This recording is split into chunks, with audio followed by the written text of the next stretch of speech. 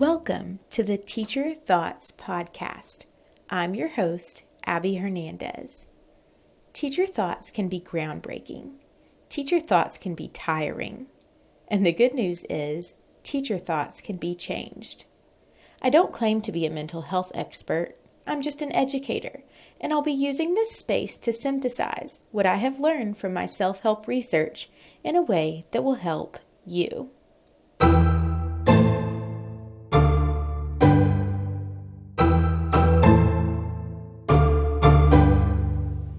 This is episode 10. I am so excited to be back with you. I promised this episode on February 11th, so it is much overdue considering it's February 21st. However, whenever I plan to do this, I also plan to go on vacation with my family to visit one of our closest friends in Colorado, or Colorado, however you pronounce it.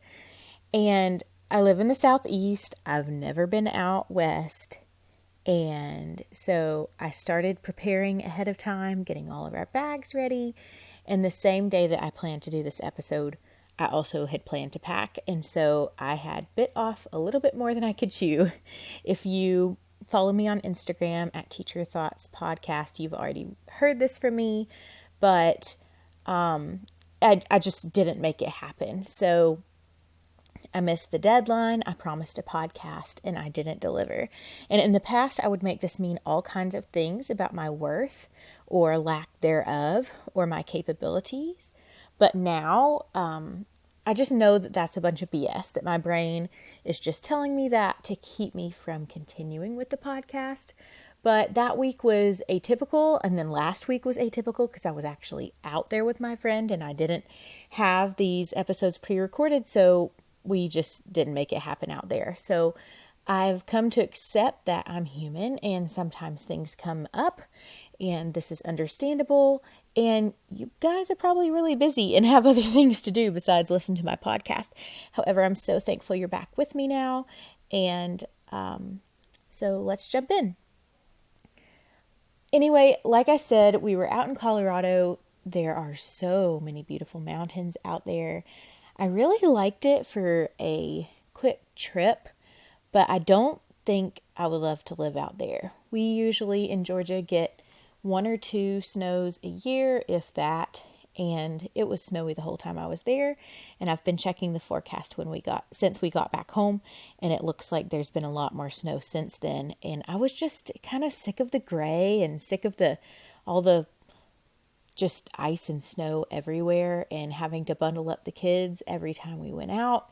And it was just like a lot of laundry. We were wearing like 2 pairs of pants and 2 pairs of shirts everywhere we went. So I was so happy to be out there. I had never seen anything like those mountains, and especially the snowy mountains. It was so beautiful. But I'm also very grateful to be back home. So on Instagram, I told you guys that I had said something to my students and I wanted to share that story with you. So one of my students, the week before we had our recent February break, was going through a lot of stuff outside of school. And it was some pretty serious stuff just by what I kind of saw going on. But our administration let my teammate and I know that they couldn't tell us any details of what was going on with the student.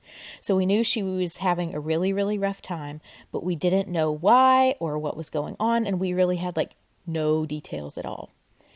And this was so hard for me because my students are my people. You guys are my people, but my students are my people in a different kind of way. I consider myself to be super responsible for them and not just for their education, but I take their emotional well-being very seriously.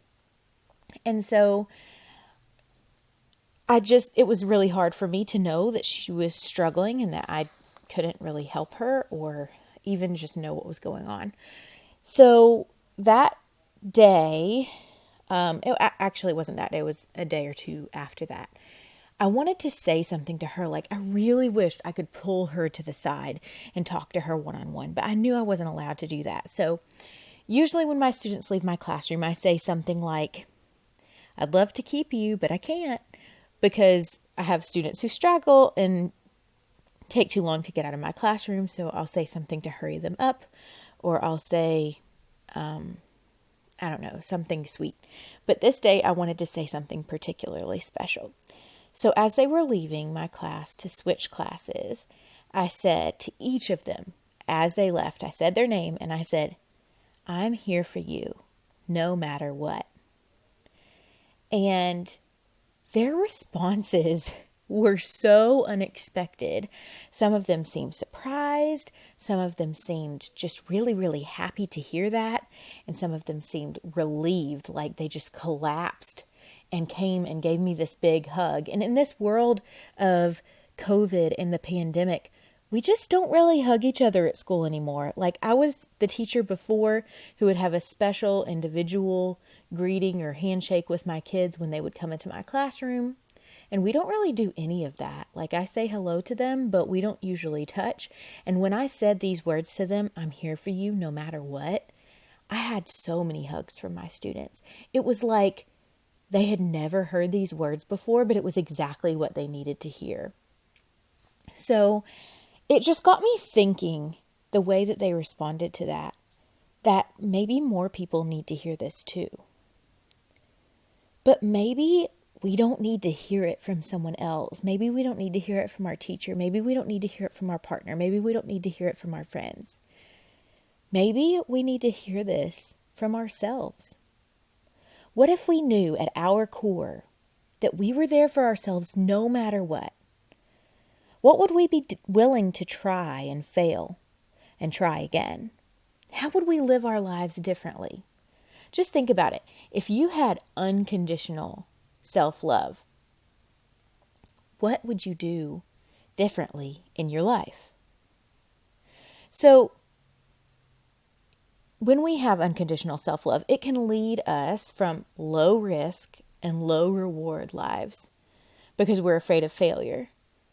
And not actually just failure because of how it would affect that aspect or whatever we failed at, but because maybe we think failure would prove or further prove something that we already think about ourselves, our negative self-concept.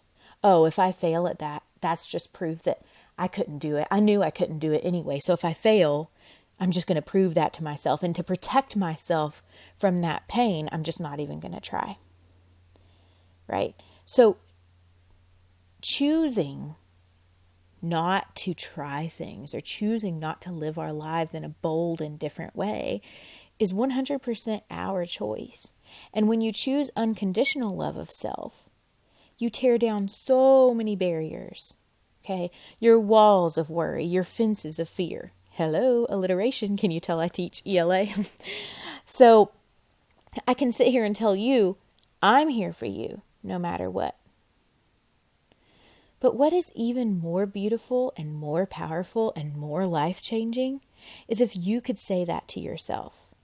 Hey, Abby, I'm here for you no matter what. You don't have to worry because I'm here for you no matter what. You don't have to back down from what you want because I'm here for you no matter what. You can try that thing that you've always wanted to do but never did because I'm going to be here from you no matter what. You can fail at it or you can succeed at it. Either way, I'm here for you. I've got your back. You don't have to live a small life where you don't branch out of your comfort zone because I'll be here for you no matter what.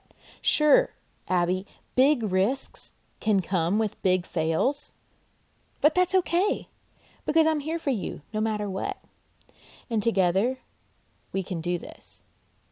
So I just want you to consider, have you been sending that message to yourself? Have you been telling yourself that you can do the things that you want in your life because you have your own back?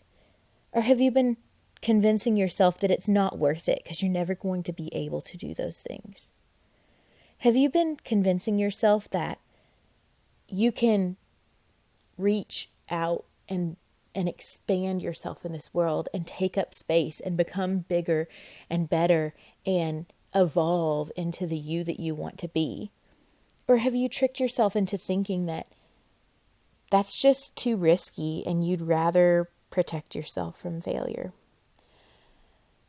So that's what I have to offer for you today, is that one thought. And if you haven't chosen in the past to tell yourself this, you can start now. It is a daily choice that we have to decide what we're going to think about ourselves and how we are going to put ourselves out there in the world. This has been episode 10 of Teacher Thoughts. I hope you have a great week. Come back because I have a second episode to share with you tonight. And also, if you haven't followed me yet on Instagram, again, that's at Teacher Thoughts Podcast. Love you guys. Thanks for sticking with me. Bye-bye.